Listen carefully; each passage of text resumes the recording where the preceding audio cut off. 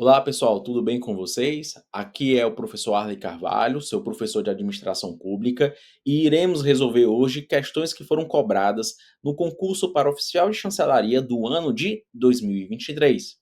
Durante a resolução das questões, apresentaremos os fundamentos dela e também eventuais possibilidades de recurso, tudo bem? Como não temos tempo a perder, vamos passar logo aqui para a análise das questões, tudo bem? Vamos lá. Questão 47. Acerca da administração pública, das entidades paraestatais e do terceiro setor, assinale a alternativa correta. O Sistema S é uma entidade paraestatal do tipo Organização da Sociedade Civil de Interesse Público. Opa, pessoal. Aqui houve uma tentativa aí de lhe enganar, misturando questões pessoas jurídicas diferentes. Uma coisa é o sistema S, que existe desde a década de 40, e outra coisa são as OCPs, que foram criadas no ano de 1999. São regimes jurídicos diferentes, especialmente com relação ao custeio delas, tá certo? Então, letra A errada, porque tentou misturar sistema S com a Organização da Sociedade Civil de Interesse Público. Letra B. As pessoas jurídicas de direito privado, qualificadas como organizações sociais, podem apresentar finalidade lucrativa. Errado, pessoal. Errado. Porque, no caso, as OCPs, as OS, podem eventualmente cobrar valores, taxas, mensalidades em relação aos serviços que são prestados. Agora, a cobrança de taxa não representa intuito lucrativo, porque intuito lucrativo é quando eu cobro para distribuir o excedente, tá certo? Então não existe a presença de finalidade lucrativa. O restante do item não salva a afirmação, tá certo?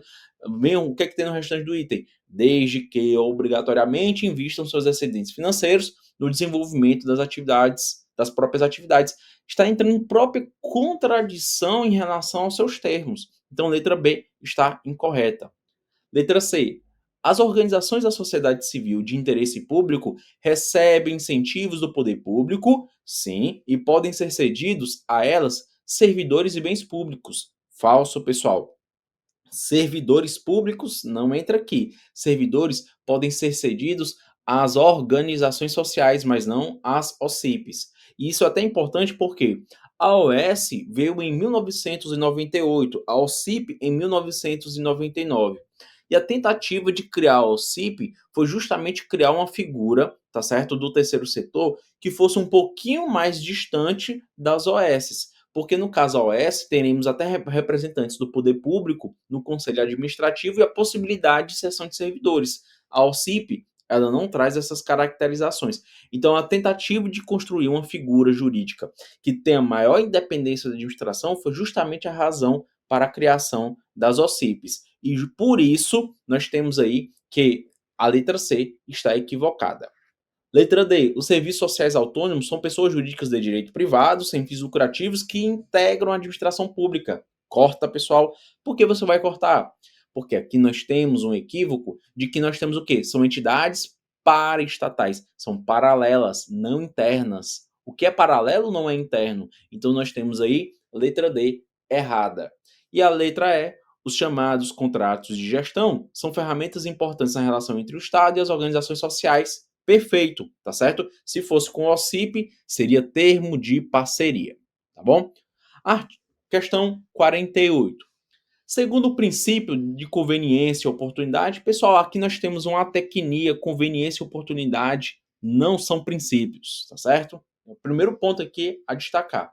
Mas, apesar dessas atecnias que vocês vão encontrar nessa questão, essa questão não vai ser anulada, pessoal. Não adianta nem tentar modificar, tá certo? Dificilmente vai conseguir. Você pode até fazer seu recurso, mas dificilmente consegue, porque eventuais atecnias são muito comuns em provas de concurso público, tá certo? Eventuais atecnias, porque acaba se cobrando mais pelo que é tradicional e conveniente do que propriamente do que é tecnicamente adequado, tá certo? Então, segundo o princípio de conveniência e oportunidade, ao conceder ao servidor licença para tratar de interesse particular, o gestor age conforme o poder, né? Lembrando que, inclusive, do âmbito da administração pública, né, do direito administrativo. Se questiona se isso seria um poder, mas muitos livros trazem, pegando carona na doutrina do Eli Lopes Meireles, de que seria o quê? O poder discricionário. Conveniência e oportunidade estão no âmbito da discricionariedade administrativa, são o coração do mérito administrativo que cabe ali uma análise discricionária da administração pública. Então vamos imaginar que um médico deseja tirar licença para tratar de interesses particulares. Essa licença não será remunerada. Entretanto, pessoal, nós já temos uma carência acentuada de profissionais médicos dentro do Sistema Único de Saúde.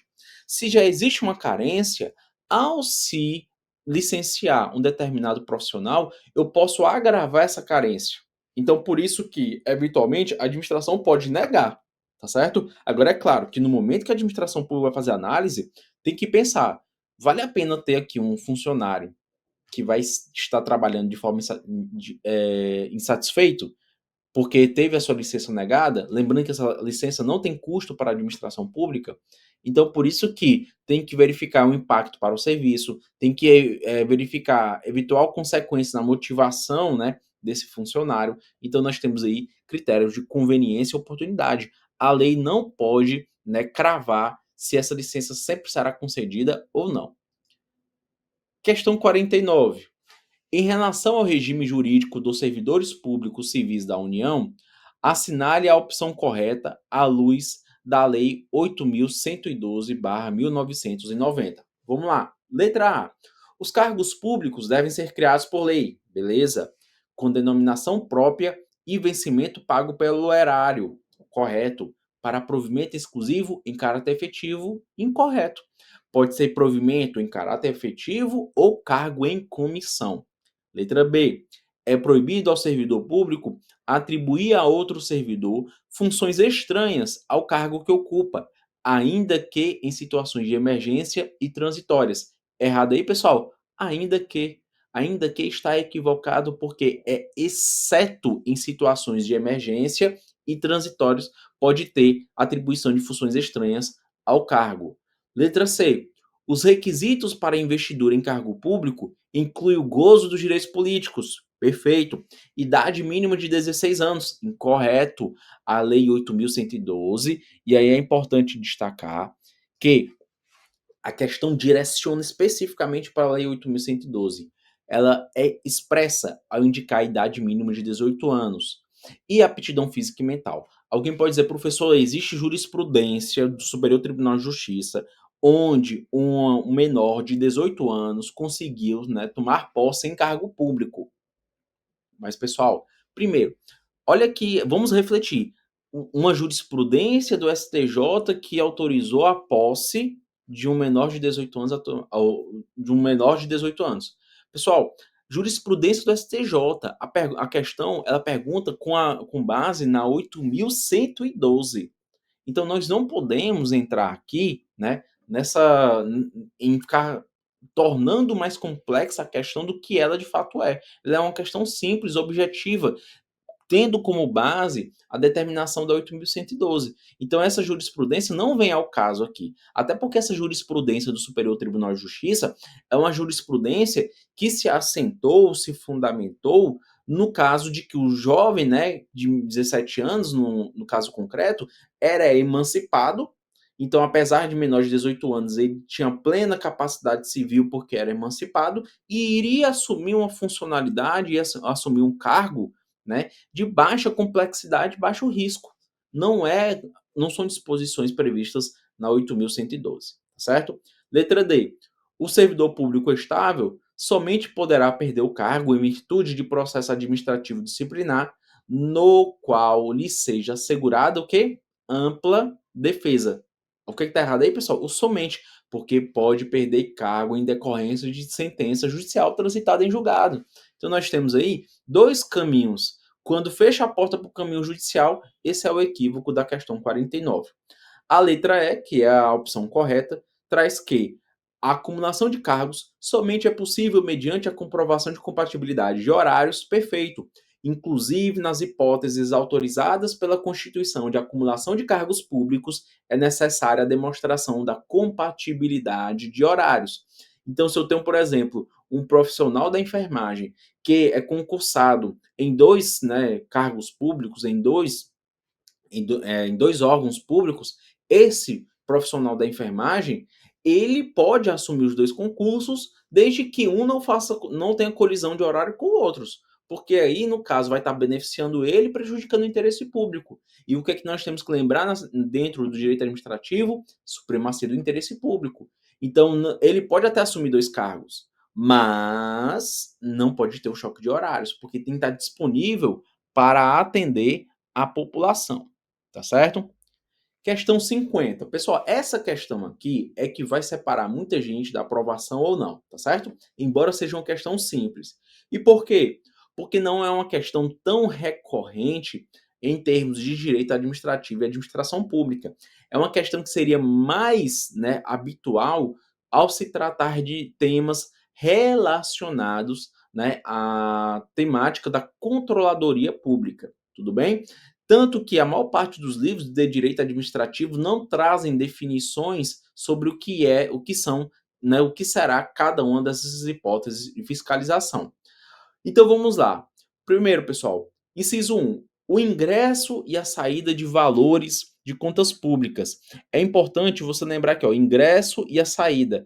Quando você verificar questões de movimentação de valores, você sempre vai lembrar fiscalização financeira. A fiscalização financeira ela está relacionada à movimentação de valores, né? Então, quando você pegar essa pista, essa dica, já lembre, fiscalização financeira. 2.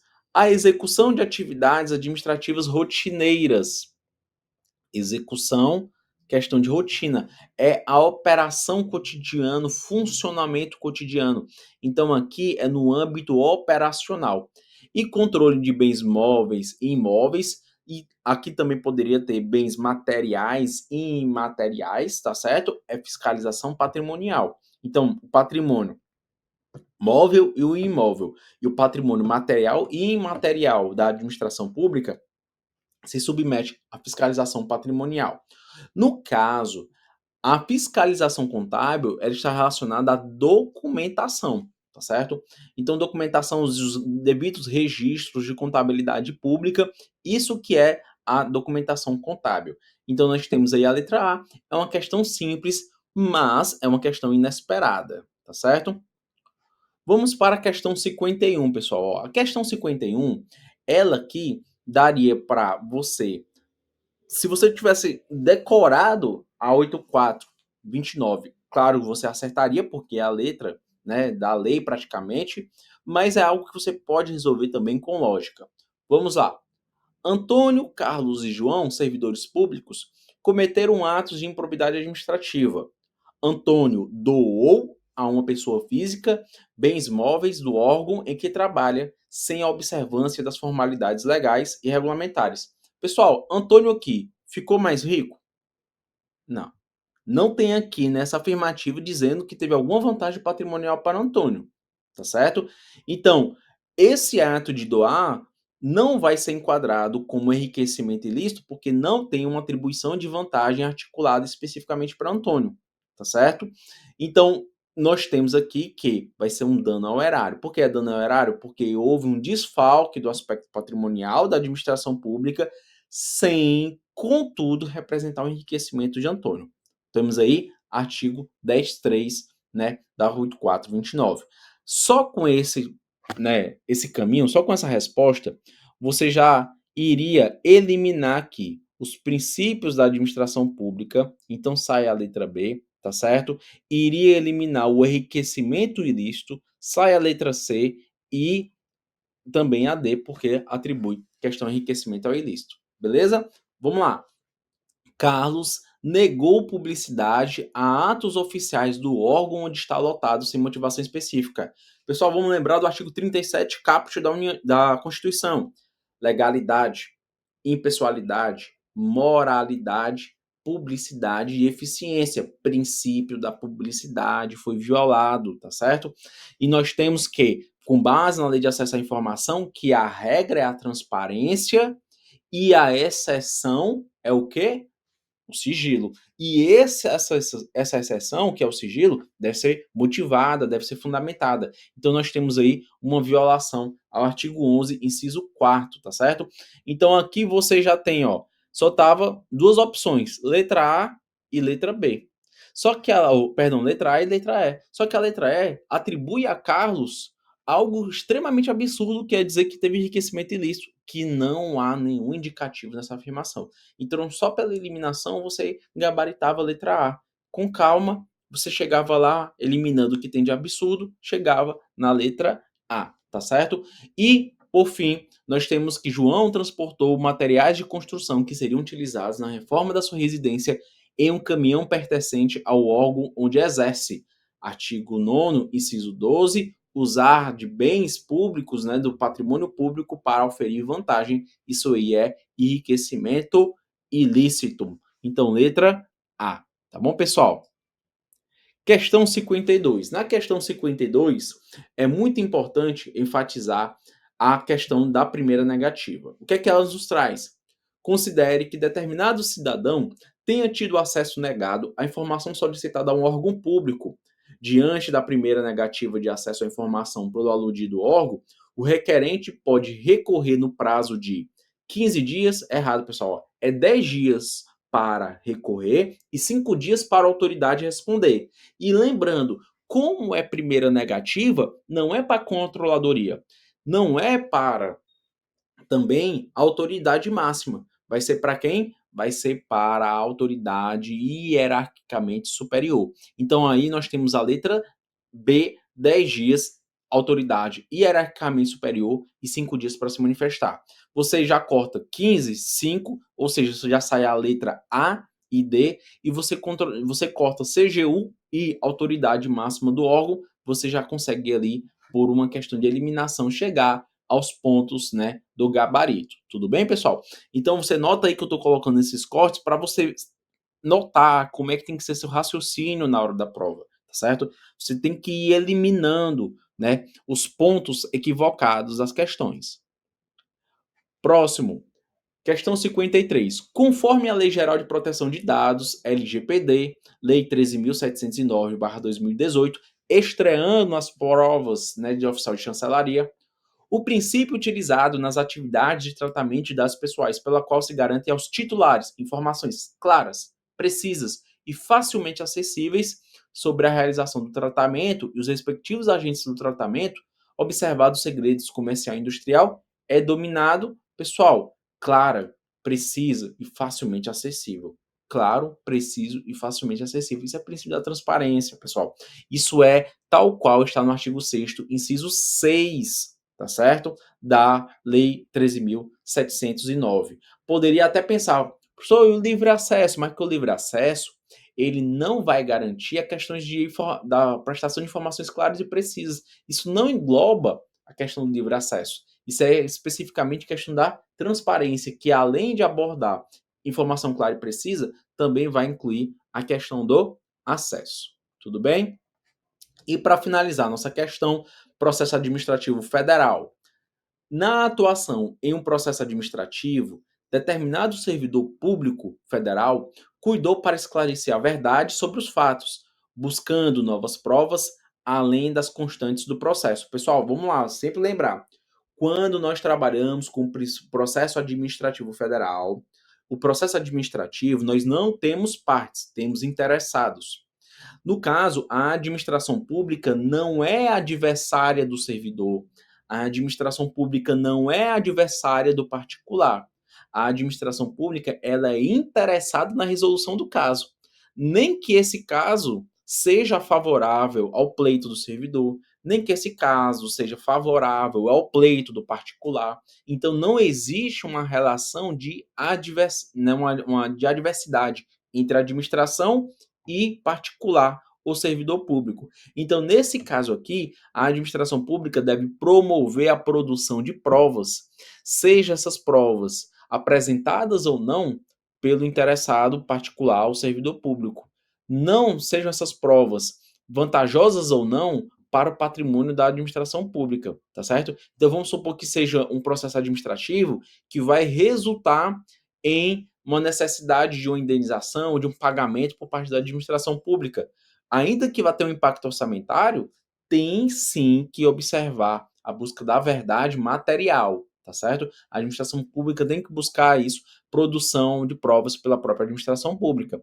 E, no caso, ademais, impelir o processo independentemente da provocação do interessado. Isso é o princípio da oficialidade, pessoal.